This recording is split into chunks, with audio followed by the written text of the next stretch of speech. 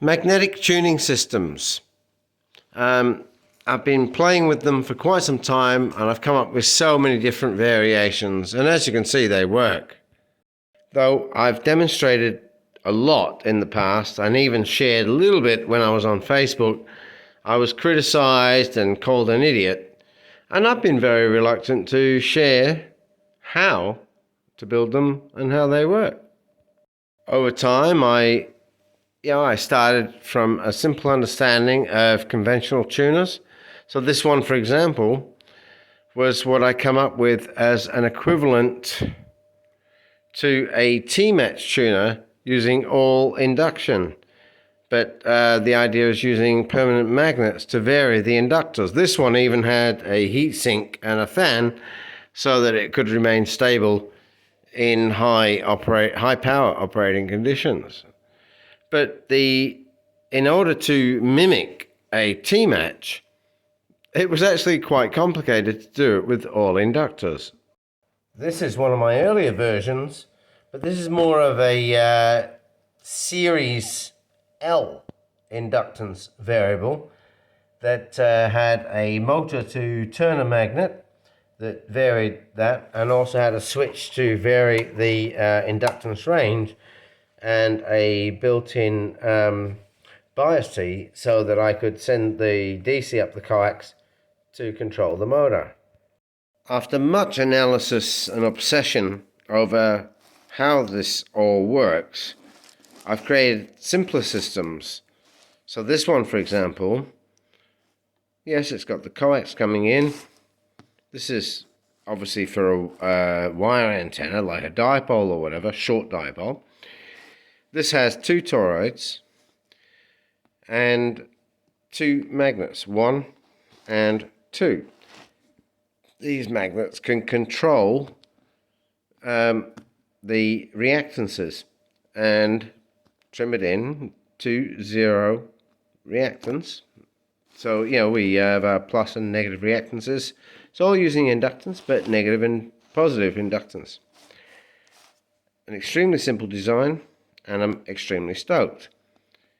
Since this, which is very recently, I stumbled upon another idea. Well, I actually just got adventurous. I thought, I wonder how far I can take this.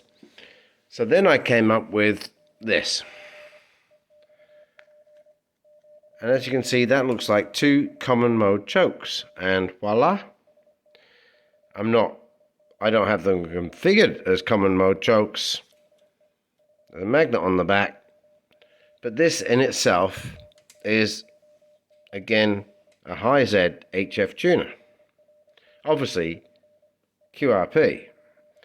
I've got my radio running here on 40 meters. Have a look at the SWR. Beautiful. What is the load? So radio to this.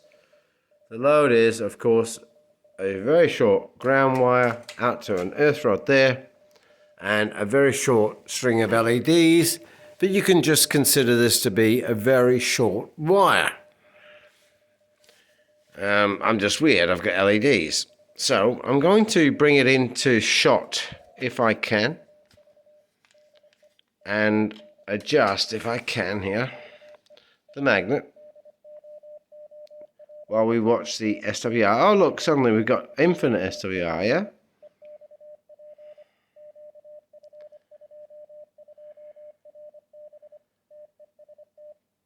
Oh yeah? Let me get this right. It's very tough with one hand. Now, of course, this could be done in a much more controlled manner, motorized or with electromagnets.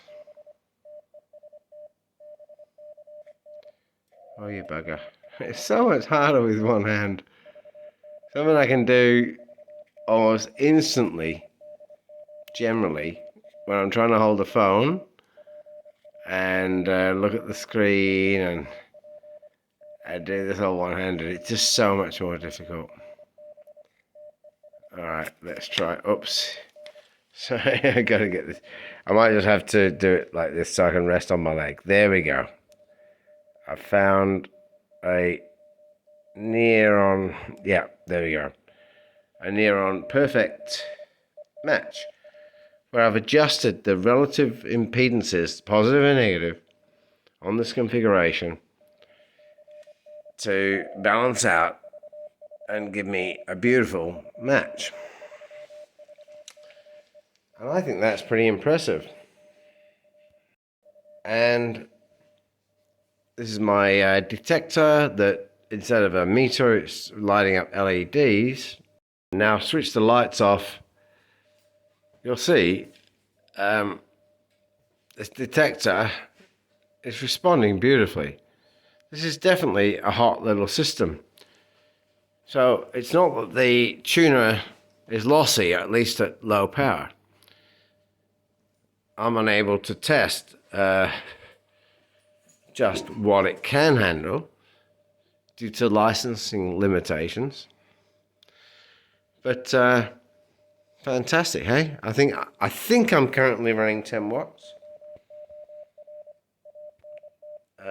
I'll just double check that. Just one sec. Yeah, max power. Okay, yeah, so currently running 10 watts there. And there you go. So 10 watts on this very short antenna. And you can see it's clearly radiating very well. So if you want me to share the configuration, how these things work, then it's your job to make sure I get 100 likes within 30 days from the day this video gets published on YouTube. 7-3, and thanks for watching.